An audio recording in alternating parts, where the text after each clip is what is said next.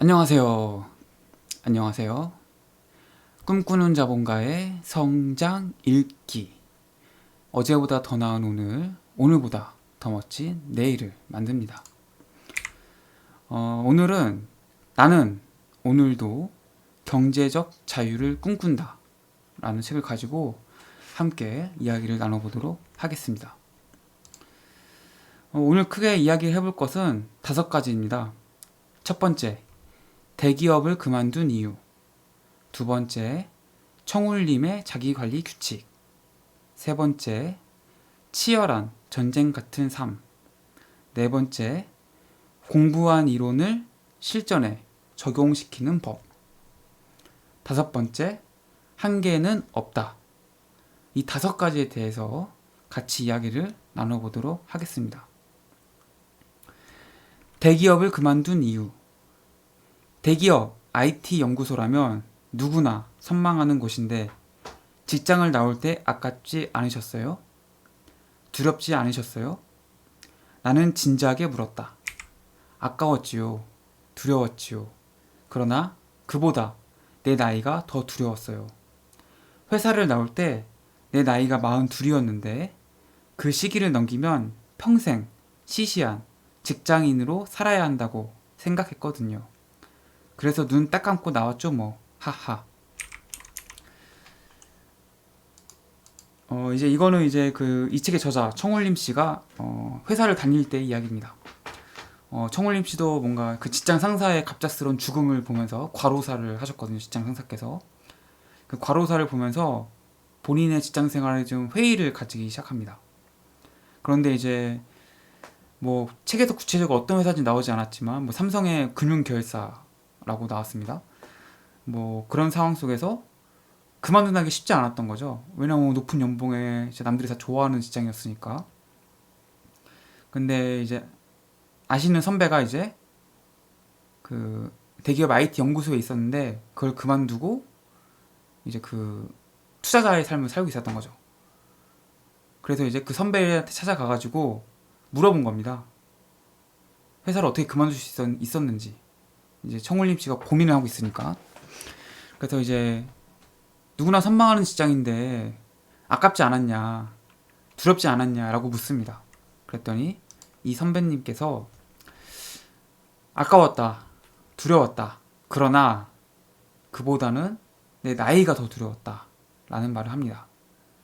회사를 나올 때 나이가 42이었는데 그 시기를 넘기면 42에 그만두지 않으면은 평생 시시한 직장인으로 살아야 될 것 같은 그런 느낌을 받았던 거죠. 그래서 이 선배의 이런 조언, 선배의 이야기를 듣고서 청울림 씨도 더 이제 회사를 그만둬야겠다고 이제 마음을 굳히는 계기가 됩니다. 청울님의 자기관리 규칙.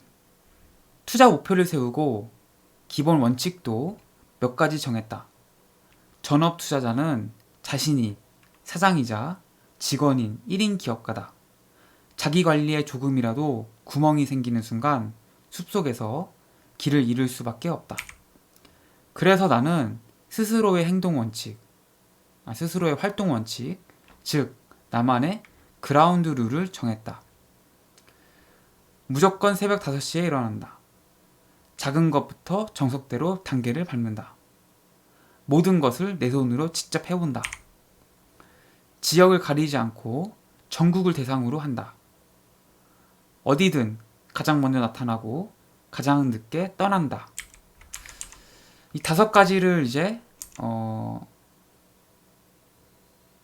이야기하고 있습니다. 청울림 씨가 전업 투자자의 이제 길을 걸으면서 가장 중요하게 생각하는 게 바로 자기 관리입니다. 그래서 자기 관리가 돼야지 전업 투자자로서 뭔가 성공할 수 있다라는 생각을 합니다. 그래서 그때 세운 기본 원칙이 이거죠. 5가지가.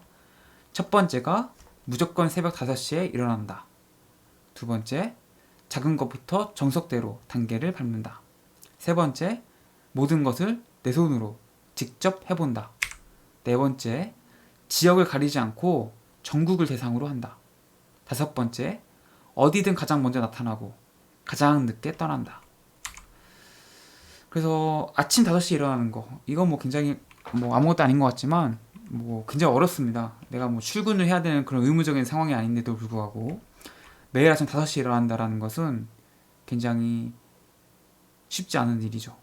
또 전날에 이분 같은 경우에 실제 책에 더 보시면은 2시에 자든 9시에 자든 12시에 자든 무조건 5시에 일어났다고 합니다. 그래서 이렇게 철저한 자기 관리가 있었기 때문에 투자자로서도 성공하신 게 아닌가라는 생각을 해봅니다. 그래서 이런 원칙을 정하시는 게 좋을 것 같습니다. 실제로 이제 전업 투자자를 생각하시는 분들 많을 거라 생각이 드는데, 그런 분들은 그냥 자기 관리부터 일단 해보시라. 자기 관리가 잘 돼야지만 투자자로서도 성공한 삶을 살아갈 수 있다라는 것을 말씀드립니다.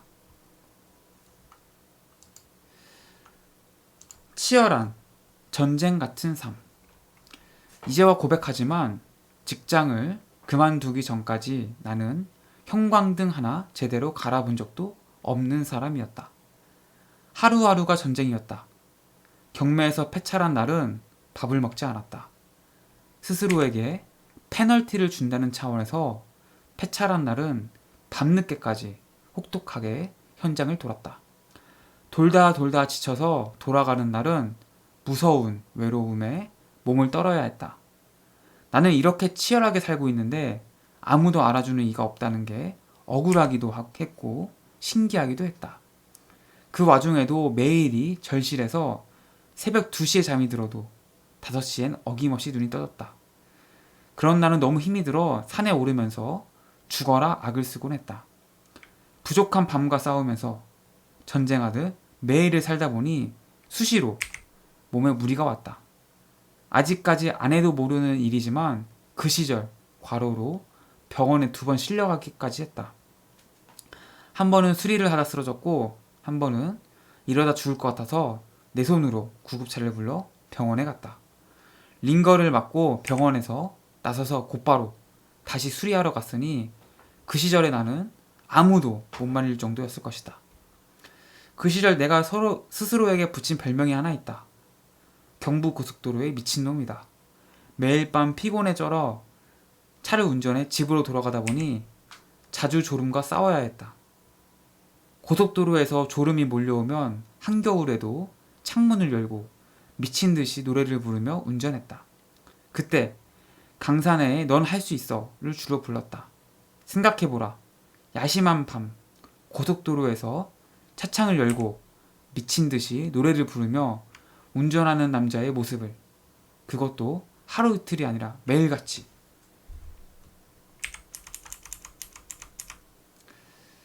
이 부분이 정말 그 청울림 씨가 얼마나 치열하게 노력을 하셨고 삶을 살아가셨는지가 딱 나오는 부분이죠. 실제로 직장을 다니실 때는 형광등 하나 이제 제대로 갈아본 적이 없던 사람이었다고 합니다. 그런데 이제 전업 투자자의 길로 가면서 월급이라는 소득이 끊기죠. 그러면서 이제 정말 내가 이제 투자로서 성공하지 못하면은 정말 밥줄이 끊기는 이런 상황이 내몰린 거고, 실제로 부동산 투자 많이 하시는 분들 경매 많이 하시잖아요.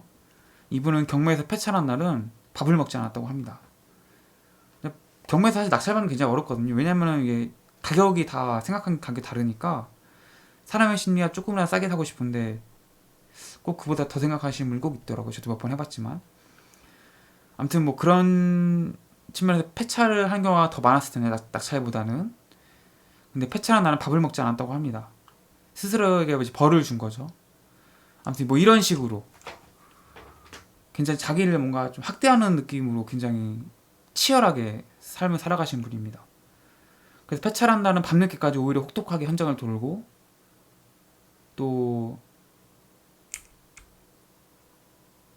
밤 뭐 새벽 2시까지 막 뭔가 일을 하다가 잠이 들기도 하고 뭐 이랬다는 거죠. 그래서 그렇게 전국을 막 왔다 갔다 하셨는데 경부고속도로의 미친놈이라고 자기가 이제 스스로를 생각하기에 그렇게 별명을 붙였다는 거죠. 매일같이 경부고속도로를 타면서 자신의 그 투자 물건들을 관리하고 수리를 직접 해가면서 졸음이 오니까 이제 뭐 넌 할 수 있어를 이제 불렀다는 거죠. 창문을 열고. 상상이 가십니까? 되게 좀 고속도로에서 새벽 2시에 차를 몰고 가는데 졸리니까 창문을 열고 넌 할 수 있어라는 노래를 막 불렀다. 악을 썼다는 거죠. 이 부분만 정말 얼마나 치열하게 사셨는지를 알 수 있고 개인적으로 좀 반성이 많이 됩니다. 제 삶에 있어서도. 그리고 실제로 이렇게 과로를 많이 하시니까 2번 쓰러졌다고 이제 말씀하십니다. 첫 번째 술이라 하다 쓰러졌고 두 번째는 이래서 죽을 것 같아서 병원에 이제 자기 스스로 구급차를 불러서 갔다라는 이야기죠. 정말 이 정도 노력을 하셨기 때문에 오늘날의 총울님이라는 분이 계시는 게 아닌가라는 생각을 해봅니다. 책을 읽으면서 정말 이분의 삶을 보면서 제 삶의 나태함을 많이 좀 느꼈고 더 열심히 살아야겠다, 더 치열하게 살아야겠다라는 생각을 많이 했습니다. 그래서 이 부분이 정말 감동적이었고 이 부분이 제일 와닿는 책에서 그런 부분이었습니다. 저한테는. 공부한 이론을 실전에 적용시키는 법. 공부한 이론을 실전에 적용시킬 때는 내가 제대로 판단을 한 것인지 놓치는 것은 없는지 정확히 알 수 없었기에 말할 수 없이 답답하고 불안했다. 그러나 앞으로 나아갈 수 있는 방법은 단 하나였다. 내가 할 수 있는 모든 것을 다하는 것. 그리고 나 자신을 믿고 용기 있게 앞으로 한 발을 내딛는 것. 그것뿐이었다. 그러니까 이제 이분이 강의도 많이 들었지만 책도 많이 읽습니다. 그래서 그걸 통해서 이론을 습득을 이제 하고 이제 이것을 이제 실제로 해야지 뭔가 투자를 하더라도 돈을 버는 거고 내 것이 진짜 습득이 되는 거 아니겠습니까? 그래서 공부한 이론을 어떻게 실전에 적용시킬까를 이분도 이제 고민하셨는데 이분은 이제 이럴 때 너무 고민하지 않고 그냥 일단 한번 해보자. 내가 직접 해보는 것이 성장하는 길이고 내가 그 기술을 습득하는 길이다 라고 생각을 하셨다는 거죠. 그래서 내가 배웠던, 내가 익혔던, 내가 알게 된 지식과 이론을 이제 하나하나 익히고 배워가면서 실전에 적용시켜 간 겁니다.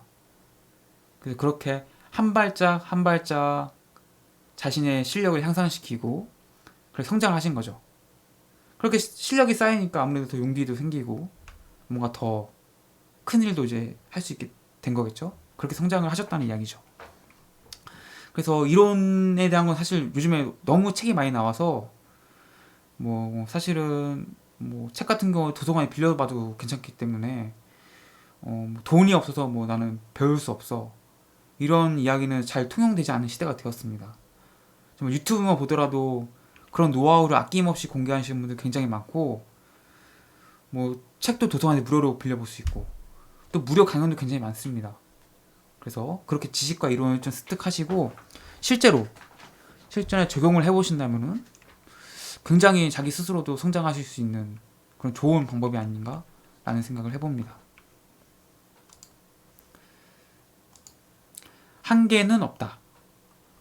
나는 우리가 하는 일에 한계가 있다고 생각하지 않는다. 스스로 한계를 정하고 자신을 그 틀 안에 가두니까 못하는 것이지 독하게 마음 먹고 끝까지 하면 못 해낼 일이 없다고 믿는다. 나는 지난 시절에 그런 경험을 수도 없이 해보았다. 세상을 할 수 있다고 믿는 사람의 것이다. 난 못해 라고 말하는 사람은 난 할 수 있어 라고 말하는 사람을 절대 이기지 못한다. 한계는 없다. 이런 생각은 정말 성공하신 분들이 많이 가진 생각인 것 같습니다. 본인의 뭐 성공, 성취 이것이 근거가 되면서 본인이 뭔가 과거에는 꿈꾸지도 못했던 것들 이뤄내봤으니까 정말 이런 말씀 하실 수 있는 것 같아요. 많은 사람들이 스스로 근데 한계를 많이 지는 경우가 많은 것 같습니다. 대부분 뭘 해보라고 하면은 나 못해 이런 경우가 굉장히 많고요. 실제로 이 한계가 없다는 생각을 가지는 것 자체도 굉장히 좀 어려운 것 같아요. 저는 실제로 지금부터 한 3년인가 4년 전에 책을 내고 싶어서 처음 이제 원고 투고를 합니다.